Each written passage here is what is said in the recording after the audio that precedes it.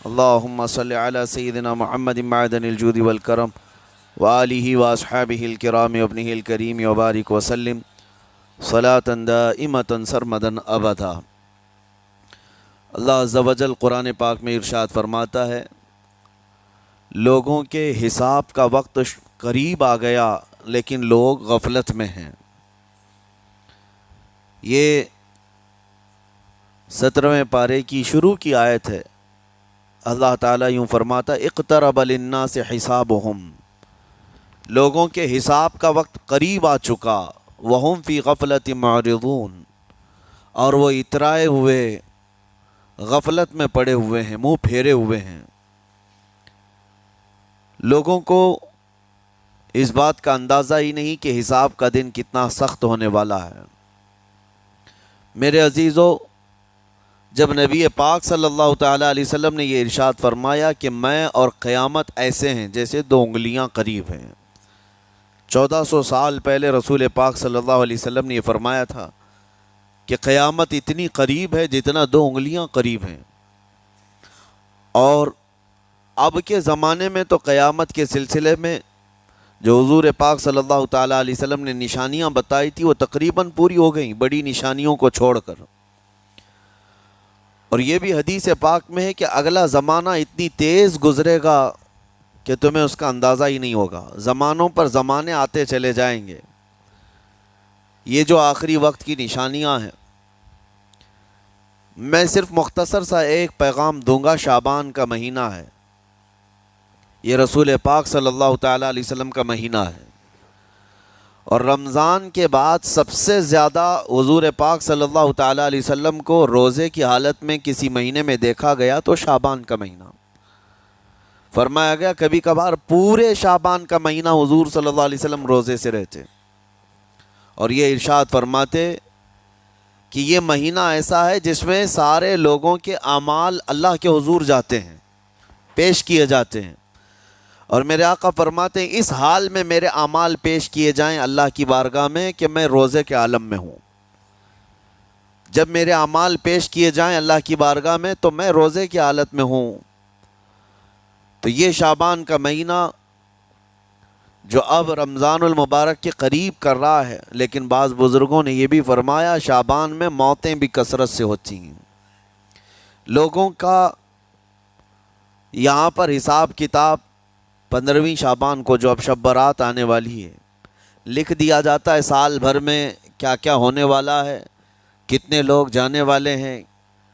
کئی لوگوں کی کتابیں بند کر دی جاتی ہیں۔ حدیث پاک میں یہ بھی ہے کہ فیصلہ اللہ تعالیٰ فرشتوں کے حوالے فرما رہا ہوگا، حالانکہ جب ہم ماں کے پیٹ میں تھے تبھی لکھ دیا گیا ہے کہ کتنی عمر ہے، لیکن فرشتوں کو جو ٹرانسفر کیا جاتا ہے سال میں ایک مرتبہ، اگلے سال ان کا کیا کیا ہونا ہے۔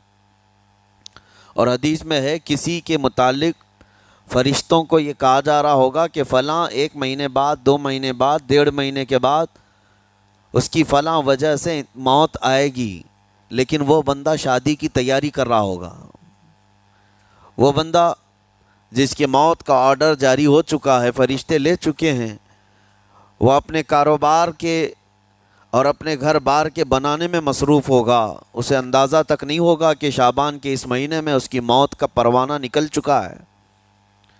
اسی لیے میں عرض کر رہا ہوں قرآن کی آیت اقترب للناس حسابہم وہم فی غفلت معرضون۔ اللہ فرماتا ہے لوگوں کا حساب بہت قریب آ چکا جبکہ وہ غفلت میں پڑے ہوئے ہیں۔ اب جس زمانے میں آپ زندگی گزار رہے ہیں یہ اتنی تیزی سے آپ کے اوپر سے گزر جائے گا کہ آپ کو احساس تک نہ ہوگا۔ بلکہ ایک حدیث کا مفہوم یہ بھی ہے کہ جوان بوڑھے نظر آنے لگیں گے اور بچے جوان نظر آنے لگیں گے۔ وہ دور آئے آج، بچے تو ہمارے جوان ہو ہی چکے ہیں، جو 6 سال کے بچے ہیں، 5 سال کے بچے ہیں، جن کو حقیقت میں بچہ کہا جاتا تھا، اب کے زمانے میں وہ بچے ہی نہیں رہ گئے ہیں۔ 8 سال کے بچے وہ بچے ہی نہیں رہ گئے۔ ساری اسکولوں کے حالات ہمارے پاس آئے دن نئی نئی خبریں آتی ہیں۔ 3ری جماعت کا، 4تھی کلاس کا بچہ خطرناک قسم کے نشوں میں مبتلا ہے جو بڑے بڑے جوان بھی نہیں کیا کرتے تھے۔ تو بچہ کہاں رہا؟ حضور پاک صلی اللہ تعالیٰ علیہ وسلم نے فرمایا تھا بچے جوان لگیں گے اور جوان بوڑھے، اور جوانوں کی حالت یہ ہے کہ سارے مزے اپنے بچپن میں اتنے کر لیے کہ جوانی میں طاقت ہی ختم ہو گئی۔ 25 سال کی عمر میں ایسے لگتے ہیں جیسے کہ بوڑھاپا آ گیا، کمزوریاں آ گئیں۔ 30 سال پہلے کے دور میں 40 سال کو بھی جوانی کہا جاتا تھا، اب کے دور میں 40 سال تو بڑھاپا ہو گیا۔ 30 سال کی عمر کے بعد آج کے نوجوانوں کے جواب دینے لگ جاتے ہیں۔ اس کی وجہ یہ ہے کہ بچپن میں اپنے آپ کو برباد کر لیا، بچپن میں اپنے آپ کو ختم کر لیا۔ تو جو بچپنا تھا اس کو جوانی میں بتا دیا، اور جو جوانی ہے وہ بڑھاپے میں۔ اور جو بوڑھے اصل بوڑھے ہیں جن کو 60-70 سال کی عمر ملی ہوئی ہے، یہ اللہ تعالیٰ کی طرف سے ان کے لیے نعمت ہے۔ باقی قیامت کے قریب جو حالات ہیں وہ اس طرح کے ہیں۔ اور مزید میں آپ کو یہ بھی بتا دوں کہ زمانہ ترقی کرتے کرتے تمہیں ایسا سست اور کاہل بنا دے گا کہ تم کوئی کام کے لائق بھی نہیں رہ جائیں گے۔ بہت ساری چیزیں ہم سے رخصت ہو رہی ہیں، ہمیں اندازہ بھی نہیں۔ ابھی کل ہی میں ذکر کر رہا تھا، ابھی 10 سال پہلے 20 سال پہلے جو چیزیں ہمارے آنکھوں کے سامنے موجود تھی وہ اب غائب ہو چکی ہیں۔ خالی وقت اسے ملے تو نشہ بھی یاد آ جائے، خالی وقت اسے ملے تو عورتوں کی طرف میلان بھی بڑھ جاتا ہے، خالی وقت اسے ملے تو اس کو دولت لٹانے اور عیاشی کرنے کی فکر بھی سوار ہونے لگتی ہے۔ اپنے آپ کو کسی چیز میں مصروف کر لے، اور سب سے بہترین مصروفیت کیا ہے؟ اللہ اور اس کے رسول کا ذکر پاک ہے۔ یہ سب سے بہترین مصروفیت ہے کہ تم نے اپنے آپ کو اس میں مصروف کر رکھا تو اللہ تعالیٰ دنیا کی تمام مصروفیتوں سے تمہیں آزاد کر دے گا، برائیوں سے آزاد کر دے گا۔ قرآن میں رب تعالیٰ فرماتا ہے وَقَالُوا حَسْبُنَا اللَّهُ وَنِعْمَ الْوَكِيلُ، جنہوں نے یہ کہا ہمارا رب ہمارے لیے کافی ہے، ہمارا اللہ ہمارے لیے کافی ہے، اور کیا ہی بہترین مددگار ہے، کیا ہی بہترین وکیل ہے جس نے یہ کہا۔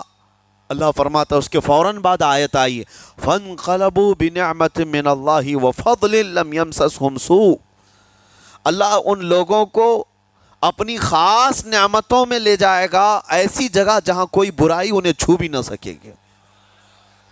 جنہوں نے اللہ کی بارگاہ میں یہ کہا حسبنا اللہ ونعم الوکیل، آگے بھی ہے دوسری آیت ہے نعم المولا ونعم النصیر، جس نے یہ کہا اللہ فرماتا ہے ان بندوں کو اللہ اپنی خاص نعمتوں میں لے جائے گا اور فضل میں لے جائے گا، ایسی جگہ لم یمسسہم سوء، جہاں انہیں کوئی برائی چھو بھی نہ سکے گی، کوئی برائی نہ آ سکے گی۔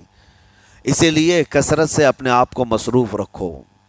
یہ جو محافل ہماری ہو رہی ہیں اللہ کرے کہ ہمیشہ قائم رہیں۔ ہم ہفتے میں 1 مرتبہ ذکر کی مجلس میں آتے ہیں اپنے دل کو اللہ تعالیٰ کی یاد سے معمور کرنے کے لیے۔ ویسے کھانا تو دن میں 3 مرتبہ اور کوئی تو 5 مرتبہ کھاتے ہیں۔ اپنے جسم کا بھرپور خیال رکھا جاتا ہے، ہماری روح کے خیال کے لیے ان مجلسوں میں آنا ضروری ہے۔ یہ مجلسوں کی پابندیاں، اور اگر آپ اس کو ہی یہ سمجھ کر نہ چلیں کہ ہم نے ایک بار ہفتے میں ذکر کر لیا تو اب کافی ہے۔ ہماری گاڑی بھی جو ہے پیٹرول بار بار مانگتی ہے، اس کو جس طرح سے چلاتے ہیں اس طرح سے اس کی خواہش بھی ہے۔ روزانہ گاڑی کو اگر کہیں کھڑی کر رکھیں تو زیادہ پیٹرول نہیں لگے گا، لیکن چلتی رہے تو بار بار پیٹرول کی ضرورت ہے۔ ہم میں سے ابھی کوئی ایسا نہیں ہے جو بستر پر پڑا ہوا ہے، ہر کوئی چل رہا ہے، پھر رہا ہے، دنیا میں مصروف ہے۔ تم اپنے کھانے پانے بھی کر رہے ہو، لوگوں سے ملاقات بھی کر رہے ہو، اس کا مطلب ہے تمہاری گاڑی چل رہی ہے اور اس کو پیٹرول بار بار چاہیے۔ اور یہی جو ایندھن ہے، یہ پیٹرول ہے، اس کا کام یہ اللہ تعالیٰ کا ذکر کرتا ہے۔ تمہارے جسم کو بیلنس رکھنے کے لیے، تمہاری فکروں کو بیلنس رکھنے کے لیے، تمہارے دماغ کو صحیح سلامت ایک نہج پر رکھنے کے لیے یہ ذکر کی محافل قوت دیتی ہیں۔ اگر اس ہفتے میں آپ نے ذکر کیا نہیں ہوا تو آپ اپنے ہی گھر پر سونے سے قبل بستر پر بیٹھ کر کیوں اللہ کا ذکر نہیں کر لیتے؟ 5 منٹ 10 منٹ اس مولا کو پکار کر کے سونے میں کیا حرج ہے؟ لوگ موبائل دیکھتے، گانے سنتے، فلمیں دیکھتے ہوئے سو جاتے ہیں، لیکن اللہ رب العزت کو یاد کر کے سونے والا، میرے عزیزو، قرآن میں مولا فرماتا ہے فَاذْكُرُونِي أَذْكُرْكُمْ، اس کا وعدہ ہے تم مجھے یاد کرو میں تمہیں یاد کروں گا۔ اور اس کی تفسیر میں اللہ تعالیٰ کے اس قول میں، اس فرمان کی تفسیر میں بزرگوں نے فرمایا اللہ کیسے یاد کرتا ہے بندے کو؟ اللہ بندے کو کیسے یاد کرتا ہے؟ جب تم اس کی یاد میں مصروف رہے، اپنے آپ کو بزی کر رکھا، اللہ تمہیں کیسی جگہ یاد کرتا ہے؟ فرماتے ہیں مفسرین کہ بندہ تو لوگوں میں اللہ کو یاد کیا، اور اللہ بندے کو فرشتوں میں یاد کرتا ہے۔ فرشتوں کے درمیان تمہارا ذکر ہونے لگتا ہے کہ فلاں کا بیٹا فلاں آج میرا ذکر کر رہا تھا۔ آج محفل ذکر سے جتنے نکلیں گے اللہ کریم ہمارا ذکر فرشتوں میں ضرور فرمائے گا، فرشتوں میں ضرور ذکر ہوگا کہ فلاں بندہ آج ذکر میں مشغول تھا۔ اور پھر یہ بھی فرمایا بزرگوں نے، مفسرین نے، کہ اللہ تعالیٰ وہاں یاد کرتا ہے جہاں فرشتے ہوں، فرشتوں کی محفل میں تمہارا ذکر۔ اور اس کے علاوہ یہ بھی فرمایا گیا کہ تم دنیا میں زندگی میں اسے یاد کرتے تھے، اور وہ تمہیں مرنے کے بعد قبر میں یاد کرے گا۔ جب دنیا تمہیں چھوڑ دیتی ہے تب اللہ تعالیٰ تمہیں یاد فرماتا ہے۔ فَاذْكُرُونِي أَذْكُرْكُمْ کا مطلب یہ ہے وہ تمہیں یاد فرمائے گا، لیکن اس کے لیے کثرت سے تم اللہ کو یاد کرو، اللہ کو یاد کرو۔ تو بہرحال میرے عزیزو، قیامت کی نشانیاں جو ہم نے آج مختصر آپ کے سامنے رکھی، وہ بہت تیزی سے تمہارے سروں پر آ رہی ہیں، اور تمہارے ہاتھوں سے بہت سارے کام اب چھن جائیں گے۔ ابھی آپ ترقیات میں خوشی سے بات کرتے ہوئے بیٹھتے ہیں نا، ڈسکس کرتے رہتے ہیں کہ سنا ہے ایسی کار آ رہی ہے کہ وہ اب بغیر ڈرائیور کے چلے گی، روبوٹ سے چلے گی۔ اس کو تو ہم خوشیوں میں ڈسکس کرتے ہیں کہ اچھا ایسا ہونے والا ہے۔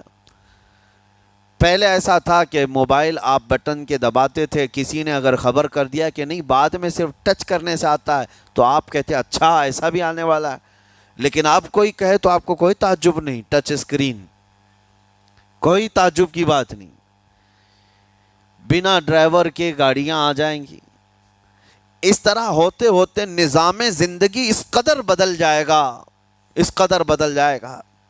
آج میری یہ بات نوٹ کر کے رکھ لیں، زندگی باقی رہی تو 10 سال بعد انشاءاللہ ہم ملاقات کریں گے، اگر اللہ نے زندگی باقی رکھی، اور اس کے بعد پھر ہماری یہ باتیں میچ کر کے دیکھیں کہ کیا کیا ہوا ہے اور کیا کیا دنیا بدل چکی۔ اسی لیے میں کوئی بھوشمانی نہیں کر رہا ہوں، اور نہ ہی کوئی جوتش بابا ہوں، طوطا لے کر جو بیٹھتا ہے، یا تمہارے ہاتھوں کی لکیریں دیکھ کر کے کوئی فیوچر بولنے والا نہیں۔ مصطفیٰ کریم صلی اللہ تعالیٰ علیہ وسلم کی احادیث سے جو قیامت کے قریب ہونے والے، رونما ہونے والے واقعات ہیں، میں ترجمانی کر رہا ہوں حضور کی حدیثوں کی، اس لیے کہ ہمیں پتہ ہے دنیا کے سارے سائنسدان جھوٹ بول سکتے ہیں، مدینے والے کی بات جھوٹ نہیں۔